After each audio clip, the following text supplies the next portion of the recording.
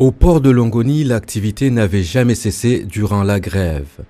Aujourd'hui, près de 3000 conteneurs sont entassés, très peu sortés. Conséquence, l'accumulation de conteneurs obstrue le quai et ses zones de stockage. Une fois que les conteneurs sont rangés dans les parcs, il faut voir qu'on monte en niveau. Donc pour sortir une boîte, il faut faire du triage, sortir la première, la deuxième, la troisième et ainsi de suite jusqu'à avoir la bonne boîte. Donc forcément, ça crée une congestion. Un ralentissement de l'activité qui peut rallonger les délais de livraison. L'activité est énorme, donc on ne peut pas des fois se permettre de sortir 30 conteneurs juste pour livrer un conteneur. Il y a une priorité qui a été mise sur l'alimentaire aussi, donc il faut être patient. Pour réduire les délais de livraison, le responsable de la logistique au port de Longoni attend surtout le soutien des transitaires. Il est convenu qu'ils nous transmettent des listes.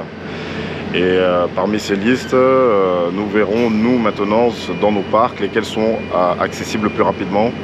Et de cette façon, pour qu'on puisse diminuer donc, le stock de conteneurs qui se trouve dans le port.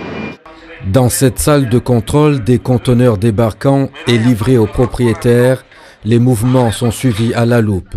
Plus de 200 sortiront à la fin de la journée. Ce rythme d'activité soutenu pourrait durer plusieurs jours pour désengorger le port de Longoni.